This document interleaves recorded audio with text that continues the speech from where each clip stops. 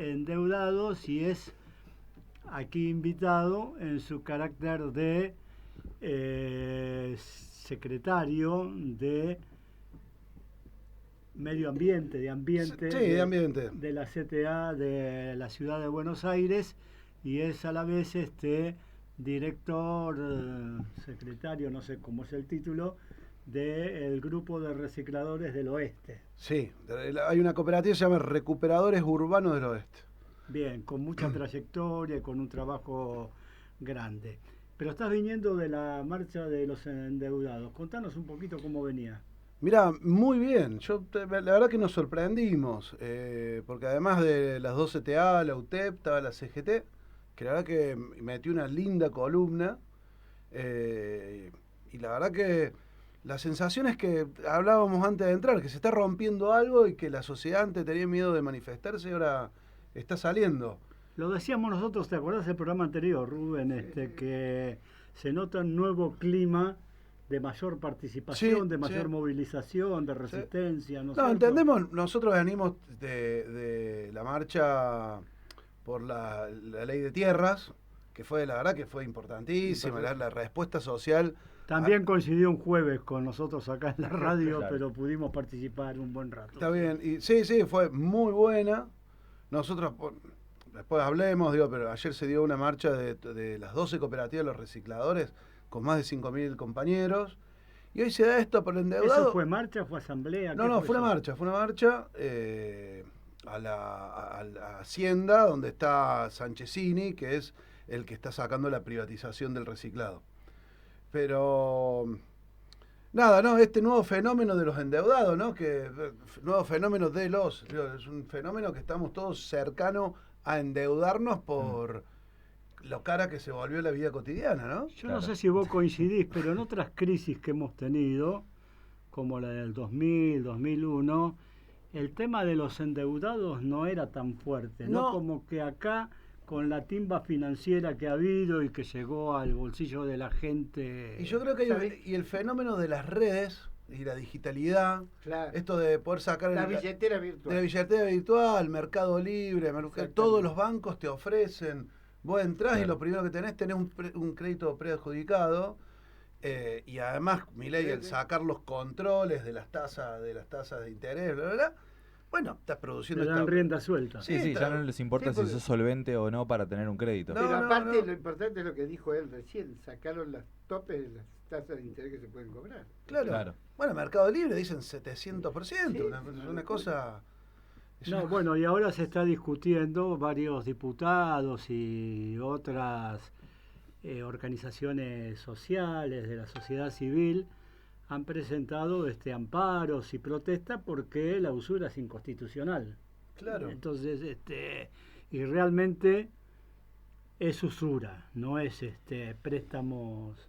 Si digo lo que pienso de Galperín, me echan del programa, pero bueno. No puede ser, lo que están haciendo es una cosa totalmente inhumana. A nosotros no te vamos a echar del programa, lo que puede ser que se llene el programa del aire. Claro, por eso. Así que mejor estamos en el aire y vamos a estar más en el aire. Tal cual, así que es muy buena venía la marcha. Sí, muy linda, la verdad, una columna muy linda de 4 cuadras. Y la verdad, y la sensación también es que los trabajadores organizados empiezan también a porque además son uno de los sujetos también que más se endeudan, porque también son los que tienen el sueldo en blanco. Y creen que van a poder cumplir con los créditos que se meten. Claro, y además eso un poco también la fantasía de parte de la clase media, de ser clase media, ¿no? Sí. Que vos tenés un sueldo en blanco, de un palo, de 2 palos, ya te crees clase media, entonces que podés acceder. Y este gobierno lo que está llevando a gran parte de la población a esto que decían, ¿cómo puede ser que tengan celulares, no? Claro. Bueno, hoy hasta la ministra de Seguridad, Monteoliva, hablaba sobre la situación de las fuerzas de seguridad, que habían aumentado enormemente la cantidad de suicidios vinculados con el endeudamiento. Y lo quiso justificar diciendo, bueno, pero se suicida toda la gente, digamos. Claro, ¿no? La verdad que es una comunicadora fantástica, le hace un bien al gobierno bárbaro. Pero le hace bien, la verdad que sí. Pero que lo haya, digamos, reconocido en el contexto de su gobierno, digamos, ¿no? Claro. le puso nombre al tema, ¿no? Bueno, esto es una faceta de la crisis que está vinculada a la baja de los salarios reales, el menor poder de consumo de nuestro pueblo. El politrabajo, ¿no? El politrabajo, la Claro. ludopatía también, ojo, ¿eh? Esa es fundamental y todavía está invisible. Hoy pasamos el mundial que festejamos todo y estuvimos ahí. Pero bueno, grandes sponsors de todos los clubes de fútbol son las casas que juegan. Te dicen, no, pero a partir de 18.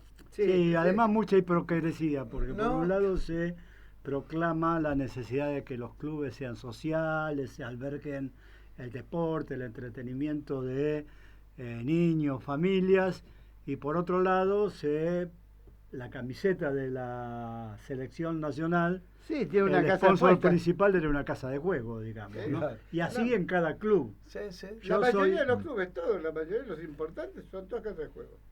Sí. Entonces, y bueno, digamos nosotros, algo que se cae de cajón, pero digámoslo, que esto afecta directamente la vida de los niños, qué sé yo. Y los adolescentes, que son muchos afectados por la ludopatía. Sí, sí, sí. Sí, sí. Y, Los suicidios bueno, adolescentes están totalmente vinculados con a veces con deudas que contraen los pibes.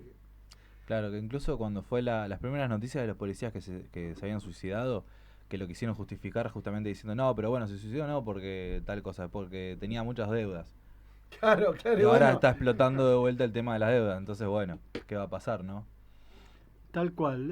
Y por otro lado, pensemos en la situación de una familia que vive con angustia real, con preocupación al punto de que algunos de sus miembros pueden llegar a suicidarse, cómo afecta la vida de los niños, digamos, cómo marca eso, cómo deja un golpe en el presente, pero que se va a proyectar en la vida, digamos, ¿no? Entonces, en esta situación estamos, y todo dice de que nosotros no somos, Alejandro, un programa de análisis político, No, pero perfecto. no hay más, a veces, modo de gambetear el asunto, y por ejemplo tenemos que decir que es evidente el fracaso del plan económico, de lo que dijeron que iban a hacer, y están inventando todos los días y con unas crisis internas terribles que les explotan, que no les permite tener una política consecuente de alianzas, de propuestas, Mira, etcétera. yo discutía con una persona, un amigo que es de otra ideología, no importa. Y bueno, el ajuste tiene un costo. Y yo dije, no es ajuste, es transferencia de recursos. Esa es la que Sí, la profunda transferencia de recursos. yo creo que, Más mirá, poderosa. o sea, vos podés estar más cerca o más lejos del kirchnerismo, pero me parece que ese proceso político nos trajo a discutir, me parece una discusión, puso sobre la mesa una discusión, bueno, de la redistribución del ingreso. Digo, lo que no va para uno va para el otro. No es gratis. La lógica del ajuste, no, se ajusta a toda la sociedad. No, se ajusta una parte para beneficiar a otra. Claro. Mirá, se ve clarito no en se el paga tema. ganancia, pero se paga IVA. Digo. Claro, Ahí, a no eso pagan iba. bienes personales por 5 Claro, años. entonces ahí es donde me parece que eso está sobre la mesa y yo creo que estos procesos políticos donde lo que nos dejan ver claramente es eso, cuáles son los que se benefician y que hay que verlo y que, no, y es político y además y es realista y está bien ser realista. También como para después exigirle a los nuestros gobiernen para donde tienen que gobernar y no se hagan, viste, no hay correlación de fuerza, no hay esto, no hay lo otro, hagan lo que hay que hacer, ¿no? Porque lo que le sacas a uno se lo tenés Muy que dar al buena otro. esa, muy buena, porque yo soy un cultor de decir que no se puede justificar los errores aduciendo la ingrata correlación de fuerza. Absolutamente. Además, cuando no se ve que se haga para superar esa correlación, que se construya por abajo, en la comunidad, etcétera, para tener un nivel de movilización que defienda las conquistas que se van logrando, ¿no es cierto? Absolutamente, absolutamente. Sí, que es muchas veces la discusión de la importancia del trabajo objetivo, ¿no? En Argentina se dio todo un proceso de la salida del 2001, meto ahí un poco como fenómeno aparecen los cartoneros, ¿no? Por el desempleo, la falta de horizonte, la falta de trabajo. Los piqueteros que aparecen en la... Claro, los piqueteros, ¿no? Que, vos claro, que eran los MTD, los movimientos de trabajadores desocupados. Y que en algún momento todo esto se transfiguró bueno, yo a veces no hay que echar culpa, sino hay que reflexionar críticamente en los planes. Y con los planes sociales, que los planes sociales era una cosa de ingreso universal, pero nunca se pensaba en el plan trabajo desde el plan.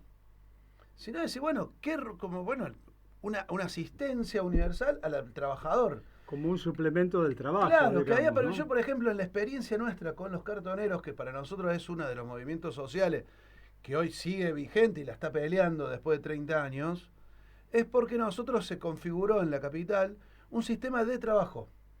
O sea, el cartonero en la capital hoy lo llamamos recuperador ambiental y se logró una planificación laboral. ¿Esto qué es? Nosotros, por ejemplo, los que arrancamos en el short, tuve la suerte de poder arrancar porque fue uno de los tantos que se conmovió con compañeros que habían trabajado en fábrica, que tenían oficio,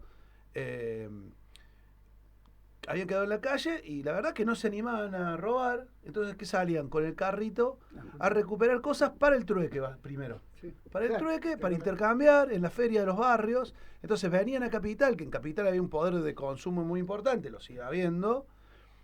En comparación con el conurbano profundo, y muchas digamos, y casi todas las provincias de nuestro país. Uno habla de la capital federal o la ciudad de Buenos Aires y nos olvidamos, me dijo Macri tiene toda esta política de anticonurbano y se olvida que esto es la capital de todo el país.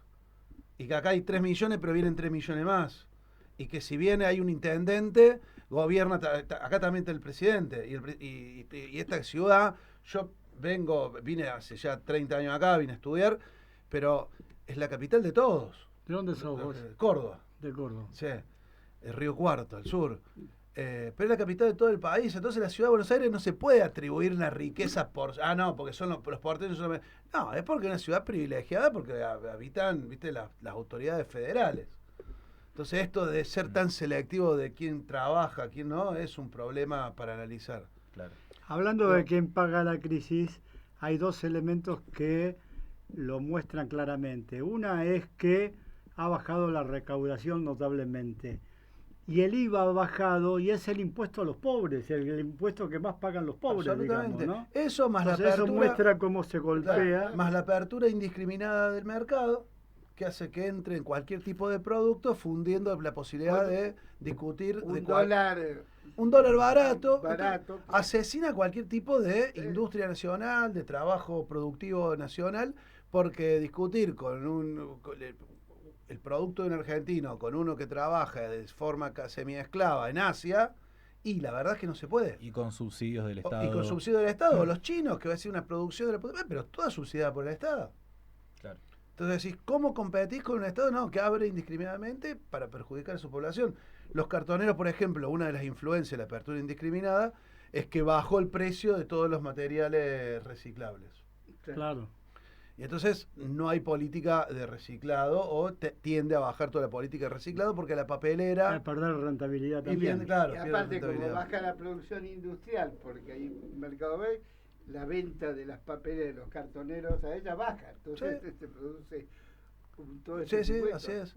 Entonces, bueno, esta política realmente son políticas que no tienen en cuenta el mercado nacional, no tienen en cuenta la sociedad, no tienen en cuenta, ¿no? al entramado industrial y para retomar lo que veníamos diciendo del trabajo, los cartoneros logramos leyes que se separe los residuos húmedos de los secos.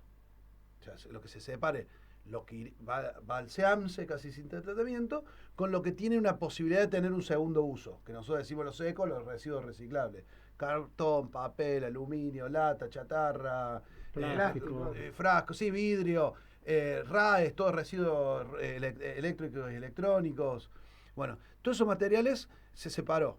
Y después se armó todo un sistema por cuadrícula, con logística, con distintas formas de recuperar estos materiales, llevarlos a los centros verdes, clasificarlos, venderlos, en lo cual se armó un verdadero sistema de trabajo en la ciudad de Buenos Aires. Y a partir de ahí se empezaron también a consolidar determinadas industrias que estaban muy a la baja. Digo, toda la industria de los metales, los cartoneros son uno de los que más proveen metales. La celulosa, se calcula que hay un 20% que proveen la recuperación de los residuos. Los residuos electrónicos que acá ni se trabajan ni directamente iban al entierro, se empezaron a recuperar y se empezaron a vender. Y entonces empezó a haber en la ciudad una política y todo un sistema de recolección de residuos que fue ejemplo para todo el país, por eso se armó una Federación Nacional de Recicladores, y al mismo tiempo fue ejemplo en Latinoamérica y en el mundo, al punto que el gobierno de la ciudad ganó premios por mostrar esto. Bueno. Yo me acuerdo, bueno, el centro de reciclado que está en General Paz y... Claro, el de Madreselvas. Esa es una de las cooperativas que armamos con la CTA también. Hay 3 cooperativas, Recuperadores Urbanos del Oeste, Madreselvas y Cartoneras del Sur, que está en Constitución. Nosotros le pusimos el techo verde. Ah, mirá. Y aparte hicimos una asesoría de armado al principio. Claro, del centro verde. Temas reciclados. ¿A quién le hicieron, Rubén? A los recicladores, a la gente que estaba trabajando. Pero a una de las cooperativas en particular. A una de las cooperativas. Claro. No me acuerdo el nombre. Madreselvas, sí, la Libertadores Madreselvas. Sí, Sí. sin duda. Bueno, se armó todo un sistema de trabajo en el cual le da hoy de comer a más de 6.500 personas. Y que para 3.500 personas, hay la mitad. En una cooperativa no se llama salario, pero no importa, la mitad de lo que percibe la persona es por un subsidio del Estado, pero la otra mitad según la cantidad de kilos que recolecta en su trabajo.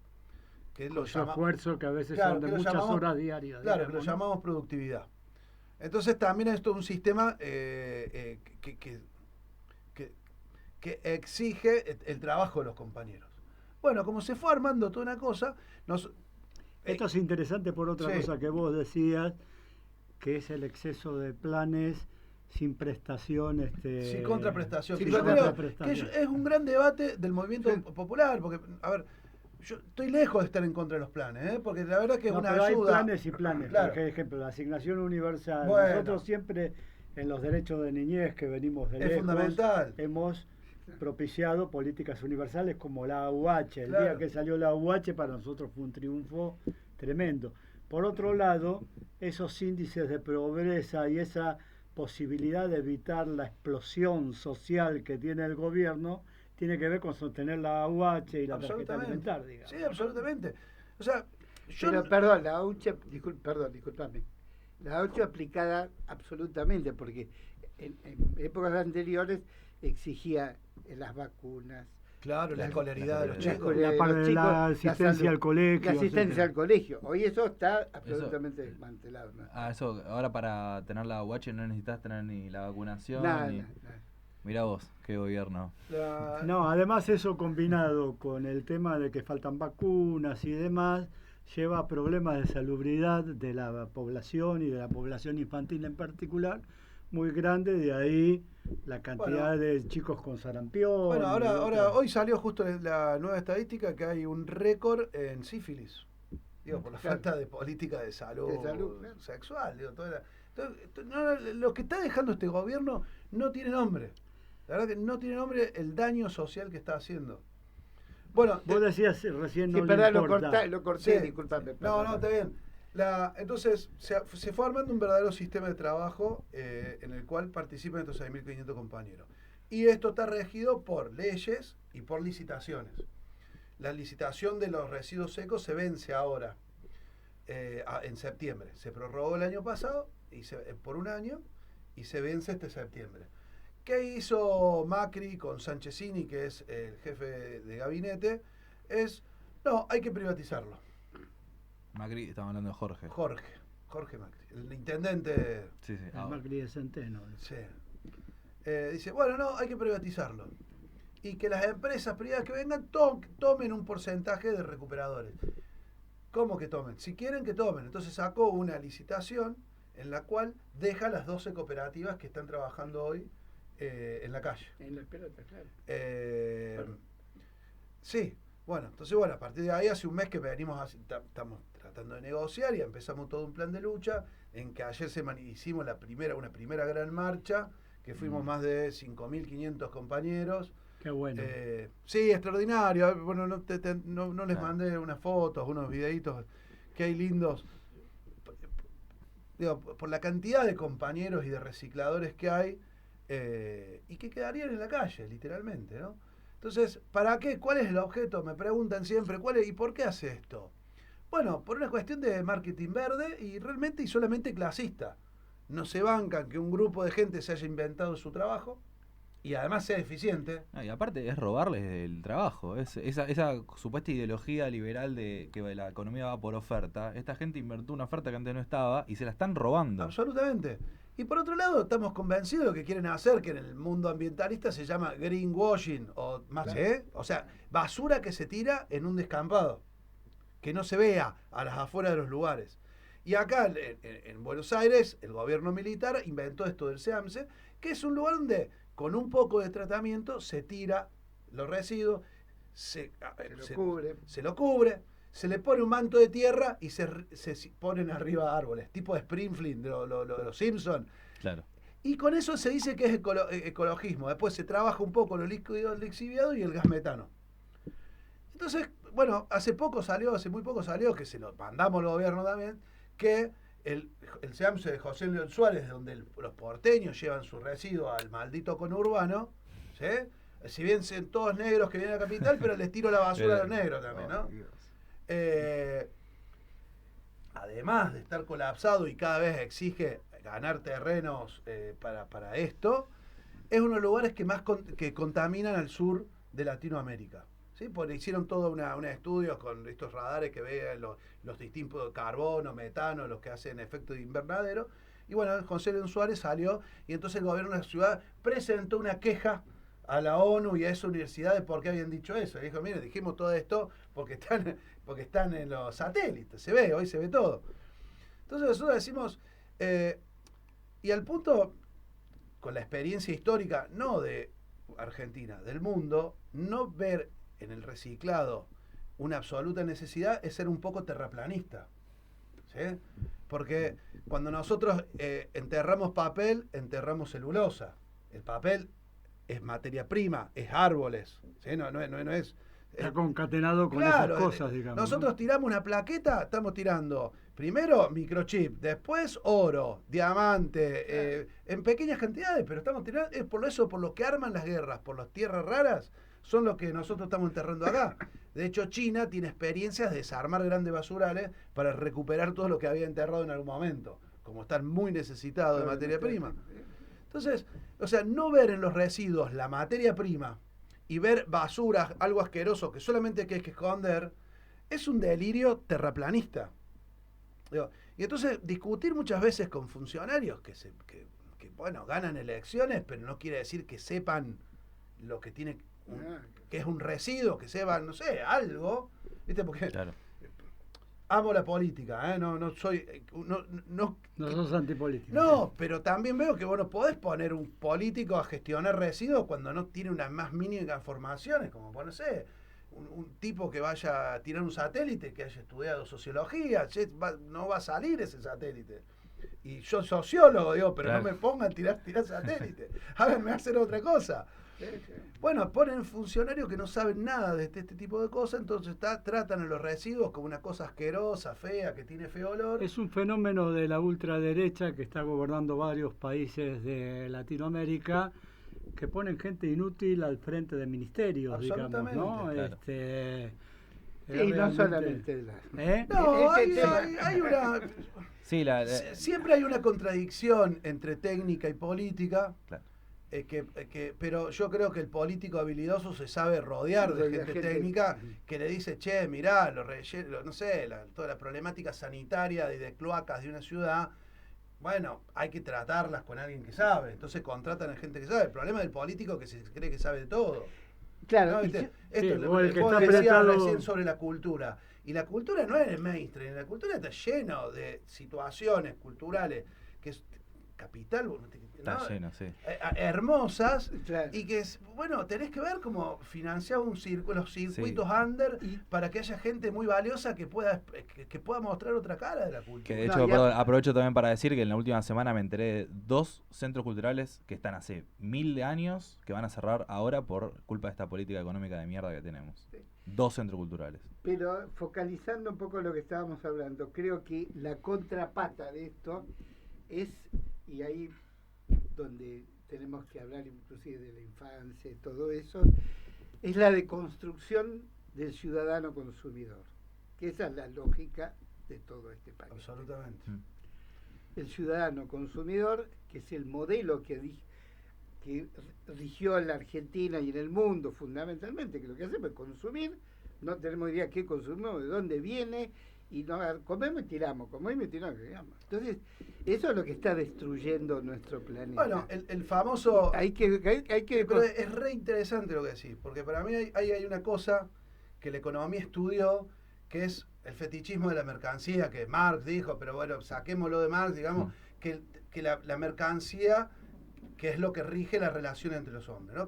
Como el máximo... Sí. Como la mercancía, como el objetivo máximo de la vida de los hombres. Tal cual. Y nosotros decimos, che, la contracara de la mercancía es el residuo. O sea, de hecho, la obsolescencia programada en estos aparatos, che, el celular te dura 3 años, el tercer año se te murió, que se llama obsolescencia programada. Están aparatos hechos para no durar. Eso que el marketing provoca, que endiosamos a los productos. Por otro lado, la contracara de endiosar el producto es cuando el producto pierde su valor, creemos que ya no sirve más. Es decir, no. Ahí, cuando pierde su valor, es donde empieza la otra cara del producto, que es cuando se vuelve residuo. Y ese residuo tiene valor. Claro. Y tiene un valor social. Entonces, y eso, bueno, nosotros decimos, la economía circular, esto de la cuna a la tumba, inventa esta idea de que todo producto tendría que ser producido para poder ser desarmado y vuelto a reutilizar. Y no estos ensamblajes entre plástico, metales. Por ejemplo, nosotros tenemos un producto que es el Tetra Pak. El Tetra Pak, los vinos Tetra, que después vienen los jugos, yogur, hay un montón de productos que te vienen Tetra Pak. Es muy bueno porque aísla y conserva el frío. Pero ¿cuál es el problema? Es la reciclabilidad. Es plástico, cartón y aluminio. Después separar eso prácticamente es imposible. Entonces eso va termina siendo basura, va al SEAMSE a enterrarse. Pero entonces, ¿no se hacían placas en el momento? Se hacen. Hay gente que trabaja, sí. Pero en las reciclabilidades es muy cara. Es muy cara. Entonces, por ejemplo, hay toda una disputa que hay entre el cartón, los embalajes de celulosa, de aluminio y de vidrio. Por ejemplo, saco el cartón, perdón. Los polímeros, los plásticos. El plástico es lo más barato y sale del petróleo. Y el calor de los hornos del plástico hace que sea barato. Y el plástico es muy moldeable. Muy reciclable. Y muy reciclable. El aluminio, pero el plástico es muy reciclable, pero cada vez que vos lo entras a reciclar vas perdiendo el 30%. ¿Sí?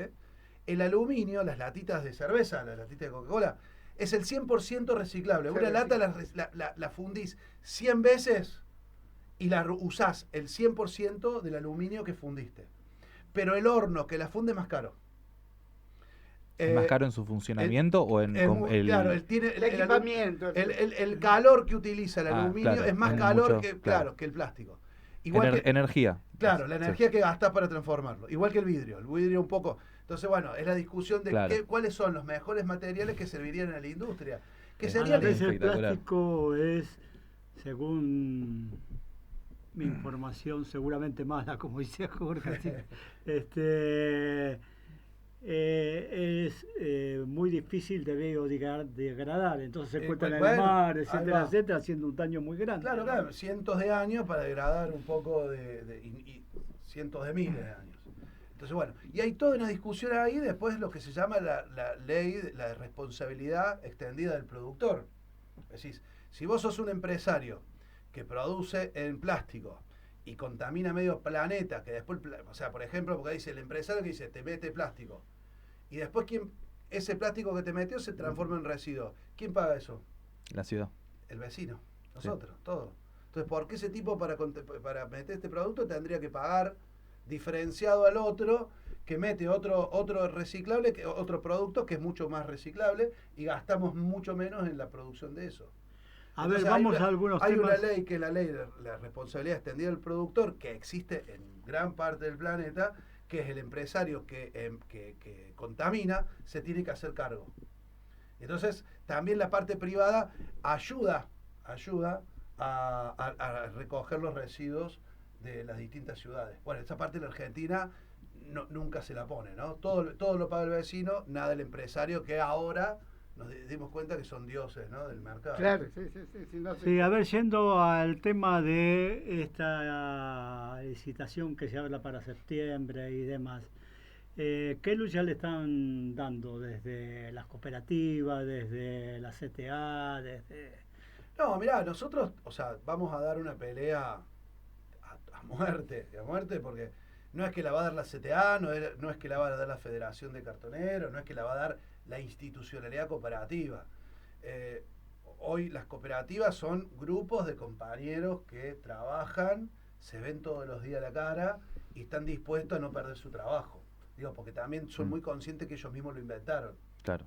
O sea, no es que nosotros nos pasó que ahora para armar esta marcha estuvimos haciendo asambleas, imagínate, en un montón de lugares de plazas de la ciudad donde se juntan los compañeros, en algunos centros verdes, todo el otro, y los compañeros decían, no me expliqué más, el trabajo es mío, o sea, nosotros somos muchas veces, acompañamos los procesos de conflicto en los cuales dicen los compañeros, mirá, si nosotros hasta hace unos años atrás estábamos en la calle todo el día, con la cooperativa nosotros pudimos laburar 5 o 6 horas y volver a nuestra casa. Antes nos quedamos los fines de semana, hasta el lunes y martes, hasta que venía un camión a buscarle el material y llevárselo a la provincia. Y el camión ese, ¿por qué se armaron las cooperativas? Por ejemplo, se hace lo que se llama la venta colectiva. Todos los materiales que juntan, por ejemplo, los compañeros de RUO, se venden colectivamente. Y después se distribuye eso que se consiguió. Proporcional a lo que cada uno juntó. ¿Sí? Que eso... sí, seguramente si algún día tienen ganas de ir a conocer, es que es muy difícil, el proceso como está armado, es muy difícil explicarlo, lo grande y lo impactante que es, como los compañeros laburan clasificando, armando. Pero Alejandro, ¿por qué no, que dentro de las propuestas para pelear, no una vuelta de tuerco a más? Esto que ellos quieren hablar de lo verde, se quieren poner el coso, la empresa. La cocarda de ecologista. La cocarda. ¿Por qué no llevan una propuesta a ustedes? Nosotros queremos hacer esto más verde. Por ejemplo, empezar, esto un poco que te decía, en cada comercio que genera residuos importantes de cartón, dar un curso a los empleados. No, lo hacemos. ¿Lo hacen? No, nosotros, por ejemplo, RUO, tenemos 30 compañeras que antes trabajaban en la calle, que pasaron toda una formación, que tenemos un convenio con la UBA, que de hecho empieza este jueves la escuelita de recuperadores ambientales, que le dan un título universitario a la compañera después de un curso de un mes. ¿En qué facultad? La FSOC, de Sociales, en el programa de extensión, y que salen a capacitar. Nosotros tenemos más de 400 empresas que le hacemos el retiro de materiales reciclables. Nosotros tenemos más de 2.000 vecinos registrados. Nosotros a Rúa, Caballito, al frente del Ferrocarril Oeste, del Club Ferro, tenemos, ahí si van, armamos todo un corredor biológico en donde los compañeros terminan la primaria, la secundaria, hacemos, ¿cómo se llama? Armamos un humedal para que los vecinos visiten, vayan a pasear con una laguna, tenemos huerta, tenemos compostaje, hacemos tela con materiales plásticos, y tenemos más de 1.200 chicos de la Ciudad de Buenos Aires por mes que van a recorrer y aprender sobre reciclaje. Y pues sabes que yo recuerdo que cuando surgió el fenómeno cartonero, un tema que discutíamos en Derecho de Niñez es si estaba bien o mal que los chicos acompañaran a cartonear. Nosotros hoy no, en los que están formalizados en cooperativa, no hay pibes en la calle trabajando. Y tenemos todo un sistema de guardería en los barrios para los compañeros. Pero en las escuelas no hay para reciclar. No, pero nosotros hicimos Pues, no, yo- con el gremio de UTE, Sí. estamos potenciando todo un programa que se llama Escuelas Verdes. Claro, Que a eso- estamos tratando de que se consolide la puesta de tacho y la recolección bueno, en los colegios. eso es lo que hay que meterle a las cabezas. Nosotros lo hicimos. El Bueno, pero momento son las de- cosas que... Pero hay son que las cosas pelear, claro, pero para y los nosotros, pibes, para... habiendo recorrido... La experiencia con... Perdón, porque No, yo también. se hacen tantas cosas lindas que no se conocen. Sí, claro. No sé, con Bergoglio, con el Papa como presidente, favoreció muchísimo la Alianza Internacional de Cartoneros en el mundo. Cuando el Papa asume, se lleva a Sergio Sánchez, uno de los cartoneros más conocidos, al Vaticano. Y a partir de ahí pudimos conocer otras experiencias. Y trajimos un montón de innovaciones, formas de trabajo que aprendimos en distintos países. El problema es que la ciudad no quiere. ¿Entendés? Hay formas técnicas de triplicar la forma de recolección. No quieren. Y nosotros cuando empezó en el 2001 era una situación. Hoy tenemos todo un aprendizaje en alianza con universidades, fundaciones internacionales, y decimos, che, hagámoslo así. No sé, bueno, porque yo creo que hay una cosa realmente racista o de clase que no pueden soportar que haya un espacio popular creado por el pueblo sí, y que por se la experiencia del trabajador y de sí, y dignificar además el que trabajo. se autogestione en serio. Claro. Porque, no, por ejemplo, en la Ciudad de Buenos Aires es el único organismo público que hay una cogestión con el gobierno de la ciudad. La ciudad pone sus técnicos, financia y controla, y la cooperativa gestiona y controla el gobierno. Y en esa cogestión se logró un montón de cosas, porque, bueno, tanto el gobierno se ve obligado a ponerla como los compañeros están obligados a trabajar. ¿Sí? Entonces, por ejemplo, nosotros tenemos 25 camiones en Rubo, que es la segunda cooperativa más grande con 900 compañeros. Bueno, ¿cómo se arreglan los camiones? Claro. Es todo un ejemplo de cómo se maneja la logística. Aprendimos de las empresas privadas, técnicos nos ayudaron a mapear, geógrafos. Bueno, hay todo un laburo que en un momento era compañeros que recién empezaban y la veían más o menos, y después de 20 años se generó todo un sistema cooperativo que es por demás interesante y que está muy invisibilizado y a nosotros nos cuesta mucho hacerlo ver, y muchas veces nosotros decimos no queremos que abren, es una expresión de mierda, pero para mí ejemplifica, es de pobrismo. Ay, pobre cartonerito, ¿viste? Junta cartoncito, pero son medio boluditos. No, vos fijate que los que pudimos armar hoy son verdaderas. No, Aparte me da la impresión, decime vos si estoy equivocado, que la mirada del otro, de capa media, hacia los recicladores, hacia los cartoneros, ha cambiado de lo que era en un inicio a lo que es hoy. Sí, y nosotros hicimos un esfuerzo muy grande para romper esos prejuicios, porque hay una doble estigma. Primero porque el pobre se lo ve pobre y es malo por ser pobre, pero también el pobre que labura con la basura, ya viste como, ojo. Sí, es como... Ojo, es como, además está sucio. Claro. ¿Entendés? Sí, es como la basura. Claro, es como la basura. Hay una cosa ahí como del sentido común, medio racista que tiene el argentino. Claro. El tema es que hoy vos ves señoras blancas, bien revolviendo basura también, Bueno, con la claro. crisis. No, Sí. nosotros, mirá, pero post pandemia, y si ahora se hace, nosotros tenemos jubiladas que juntan material en sus cuadras y vienen para que nosotros le compremos los que Lo juntaron. juntaron, claro. 300.000 pesos la mínima. ¿Qué haces? Propietarias, Sí, sí. ¿entendés? Sin hijos, que no tienen hijos. En Caballito, corazón de Caballito. O sea, ¿viste el momento que uno dice... Que vos ves la fragmentación social Sí, puesta sí. en tu... Y lo inhumano que está haciendo estas gestiones. Sí. Lo inhumano que está haciendo. Digo, y este Macri arrancó persiguiendo manteros. ¿Sí? Sí. Los desalojos. Los desalojos, los senegaleses. Terminó metiendo esta ley antitrapito que no se entiende qué es, ridiculez. Y bueno, ahora se cree que puede ir por los cartoneros fácilmente y nosotros estamos diciendo, mirá, no, acá no. Además que conocemos y bancamos a un montón de compañeros que los conocemos por el espacio público.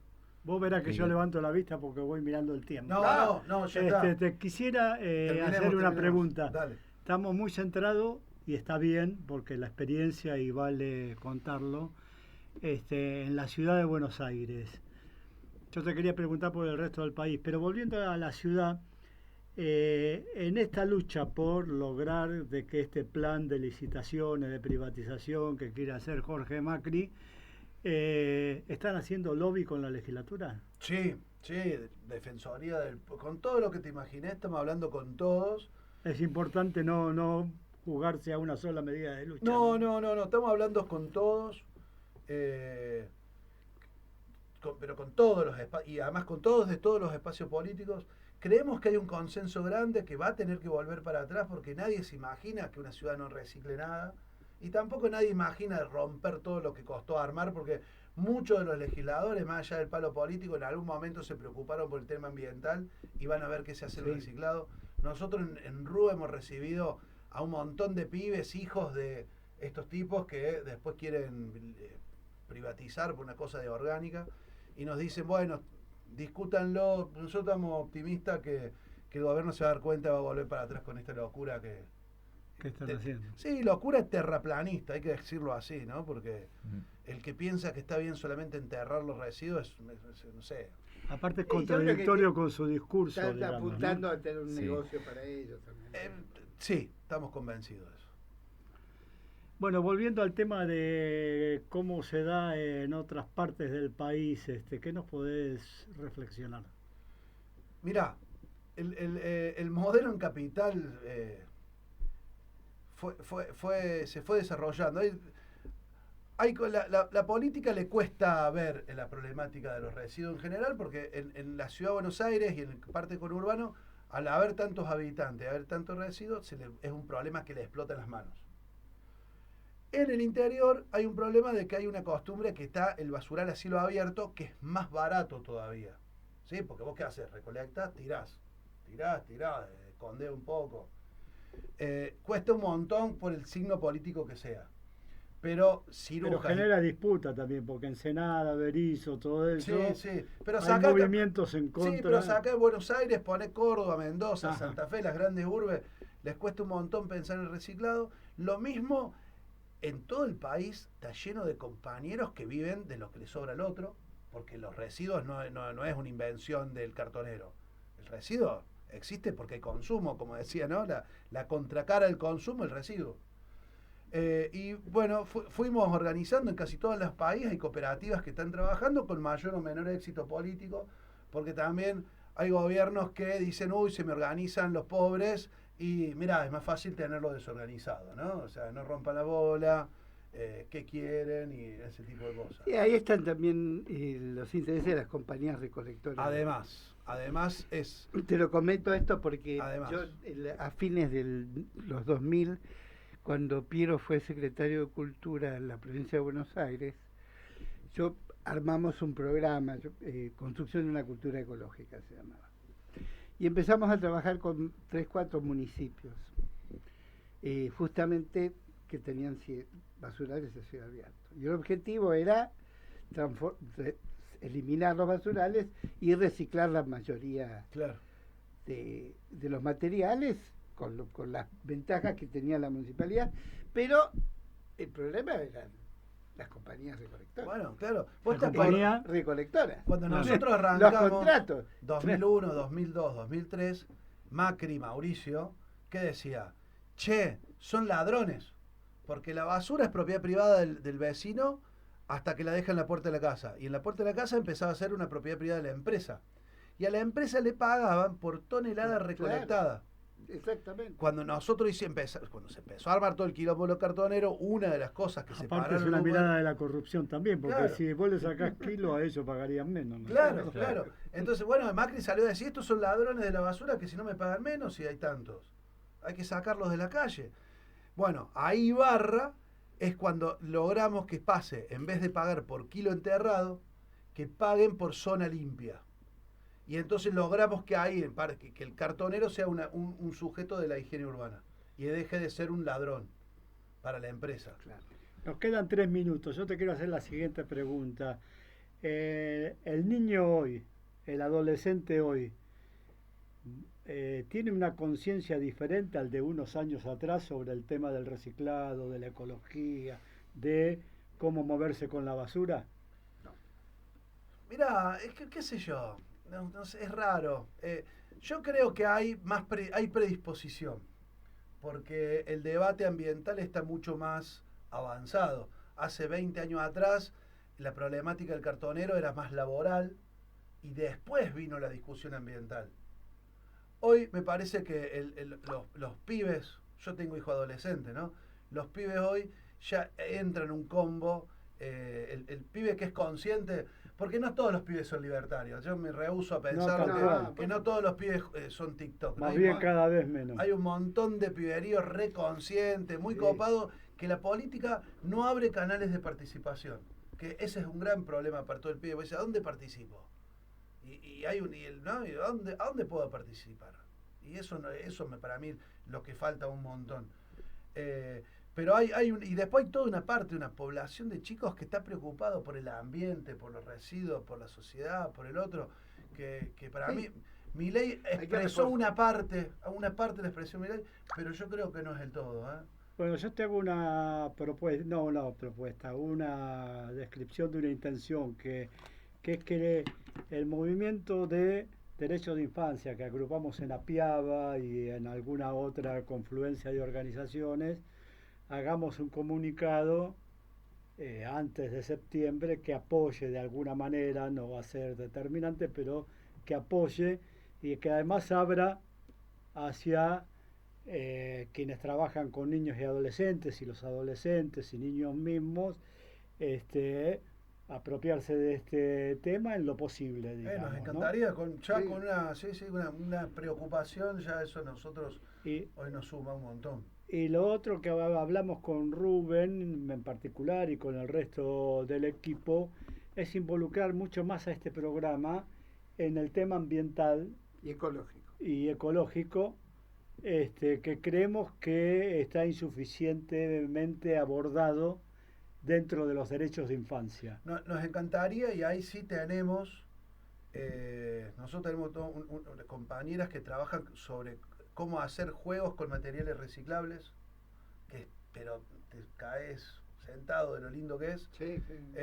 Y también tenemos todo un recorrido que les mostramos a los pibes, cómo restaurar un terreno, cómo se recicla, qué materiales se reciclan, cómo lo reciclan. Podríamos hacer que ustedes vengan a hacer toda una visita a la Ahí va yo, ya tenemos que terminar.